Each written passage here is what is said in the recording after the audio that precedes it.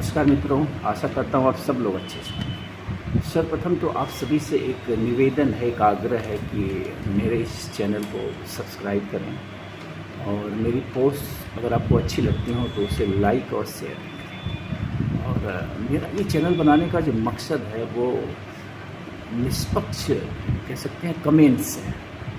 आज मैं देखता हूँ तो मुझे बड़ा अफसोस होता है कि हमारे देश की अधिकांश जनता जो है खेमों में बंट गई है। जाति के नाम पे, धर्म के नाम पे, पार्टियों के नाम पे, किसी व्यक्ति के नाम पे लोग बटे हुए हैं। लोगों का जो भी नज़रिया है, जो भी लोगों की प्रतिक्रिया आती है वो सेलेक्टिव होती है, कलेक्टिव नहीं होती है। कोई भी निष्पक्ष नहीं दिख रहा है। काफ़ी संख्या कम हो गई है निष्पक्ष बोलने वालों की। तो इसी मकसद से मैंने ये चैनल बनाया है। तो आशा करूँगा कि आप लोग सब्सक्राइब करेंगे, लाइक और शेयर करेंगे और मेरा मनोबल थोड़ा सा बढ़ाएंगे कि मैं सच को धैर्य से और निष्पक्ष होकर आप सबके सामने रख सकूँ। तो मित्रों, 2019 लोकसभा चुनाव 17वीं लोकसभा थी। 1 अप्रैल से 19 मई 2019 तक ये चुनाव प्रक्रिया चली थी, जो 7 चरणों की थी। परिणाम जो है 23 मई 2019 को आया था।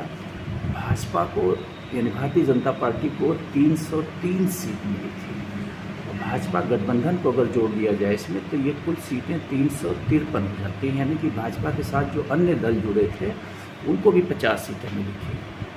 कुल 60 करोड़ 37 लाख मतदाताओं ने वोट किया था इस चुनाव में। 2019 के चुनाव में देश के कुल मतदाताओं में से 60 करोड़ 37 लाख मतदाताओं ने वोट किया था। और ये जो राजग जो है यानी कि भाजपा और अन्य, इनको जो है कुल प्रतिशत यानी कुल मतों का 45% मत मिला था। अगर वहीं अकेले भाजपा की बात करी जाए तो अकेले भाजपा को 37.43 यानी 37.43% सिर्फ भाजपा को अकेले मत मिला था। और अगर कांग्रेस की बात करी जाए तो कांग्रेस को कुल 52 सीट मात्र मिली थी इस चुनाव में। कांग्रेस गठबंधन को अगर जोड़ दिया जाए तो 92 सीटें मिली थी, यानी 50 इनको और 97 सीटें मिली थी। कांग्रेस गठबंधन यानी कि संपर्क को कुल 97 सीट्स मिली थी, जिनमें अकेले जो है कांग्रेस की 52 थी और बाकी सीटें जो है गठबंधन की थी। कांग्रेस का कुल वोट प्रतिशत अगर देखा जाए अकेले कांग्रेस का, तो अकेले कांग्रेस का कुल वोट प्रतिशत था 19.5%। यानी कांग्रेस को अकेले देश के क्या ये जो 60 करोड़ 37 लाख वोटर्स थे उनमें से 19.5% लोगों ने कांग्रेस को पसंद किया था 2019 लोकसभा के चुनाव में। और गठबंधन को जो है, अगर गठबंधन को जोड़ दिया जाए तो ये 26% का आंकड़ा हो जाता है। यानी कि 19, 19.5, 20 लगभग 6.5% वोट जो है संपर्क की कांग्रेस को छोड़ के जो अन्य दल थे, गठबंधन थे, उनको मिला था। और यही स्थिति कमोबेश भाजपा की भी है। भाजपा को कुल 37.43% मिले थे और गठबंधन को जोड़ दिया जाए तो 45% मिले थे। यानी कि लगभग 7.5-8% वोट भाजपा के साथ जुड़े जो दल थे उनको मिले थे। तो मेरा कहने का मतलब है कि आज अगर अगले 2024 लोकसभा की बात करी जाए तो मैं कहूँगा कि हु इज़ द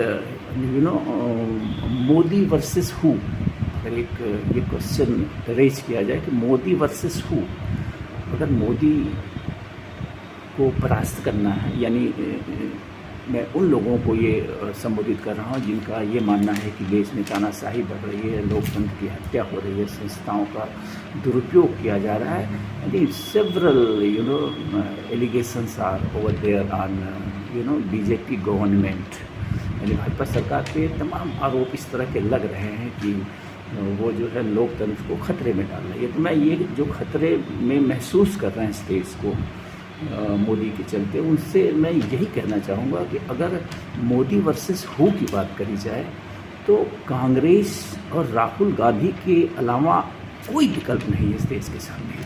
ये मैंने वोटों का प्रतिशत दिया है। अगर मोदी के नाम पे इतनी लहर के बाद भी 37% वोट हैं, तो कांग्रेस और राहुल गांधी के नाम पे भी जो है लगभग 20% वोट हैं। यानी कि अगर फर्स्ट पे वो हैं तो सेकंड पे कांग्रेस राहुल गांधी ही हैं। और मैं नहीं समझ पाता हूँ कि ये जो क्षेत्रीय दल हैं ये किस आधार पे प्रधानमंत्री बनने का स्वप्न देखते हैं। लाइक अखिलेश यादव, अरविंद केजरीवाल, ममता बनर्जी और केसीआर फ्रॉम साउथ, ये लोग किस आधार पे देश की केंद्रीय सत्ता में आना चाहते हैं। मेरा तो व्यक्तिगत मत है कि इन क्षेत्रीय दलों को लोकसभा के चुनाव में चुनाव लड़ने की अनुमति ही नहीं होनी चाहिए। खैर, ये बात की बात है कि वो चुनाव सुधार कब होगा इस देश में, लेकिन अभी जो स्थिति है देश की, मैं सारे विपक्ष से, समूचे विपक्ष से यही आग्रह करूँगा। अगर इस प्रतिशत को आप देखिए तो मोदी एंड टीम को पसंद करने वाले देश में मात्र 45% वोटर्स हैं। यानी कि 55% ऐसे वोटर्स आज भी हैं। जब भाजपा कहती है कि उसकी लहर है, पूरा देश उसके साथ है, उस कंडीशन में भी भाजपा के साथ मात्र 45% लोग हैं।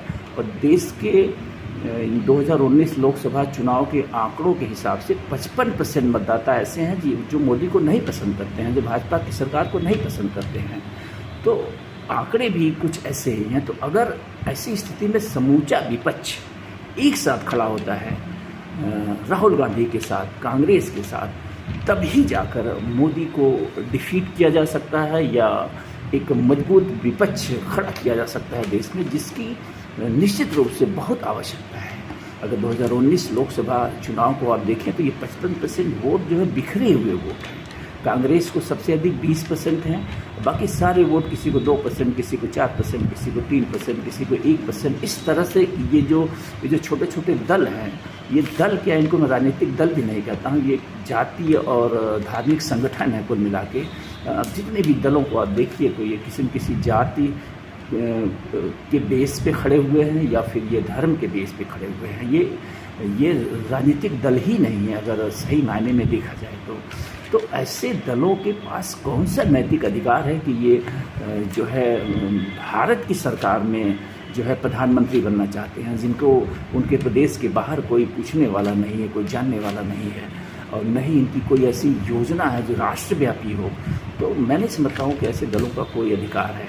तो अगर ये सारे दल मिल के सही में चाहते हैं कि मोदी को जो है कमज़ोर किया जाए, मोदी को या फिर परास्त किया जाए, और देश में जो लोकतंत्र की हत्या हो रही है उसको रोका जाए, जो देश में तमाम जो संस्थाएं हैं, सीबीआई, ईडी और इस तरह की जितने भी संस्थाएं हैं, अगर उनके दुरुपयोग को रोकना चाह रहे हैं ये सारे विपक्ष के लोग, या फिर वो 55% मतदाता जिन्होंने भाजपा को नकारा है पिछले चुनाव में, तो निश्चित रूप से मैं यही कहूँगा कि एकमात्र विकल्प है राहुल गांधी। और राहुल गांधी को जो लोग पप्पू कहते हैं, मैं नहीं समझता हूँ राहुल गांधी पप्पू हैं। उनके भाषणों को आप सुनिए तो काफ़ी व्यक्तित्व का उनके निखार हुआ है इन दिनों।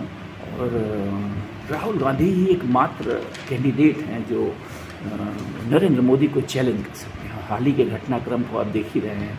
अगर सच में ये जो घटनाक्रम हुआ है राहुल गांधी को 2 साल की सज़ा दिलवाने का और जो है उनकी संसद सदस्यता निरस्त करने का, निश्चित रूप से ये अप्रत्यक्ष रूप से एक प्रमाण है कि अगर भाजपा की सरकार, मोदी की सरकार किसी से डर रही है कि वो इनका तख्ता पलट कर सकता है, तो वो मात्र राहुल गांधी हैं और कांग्रेस है।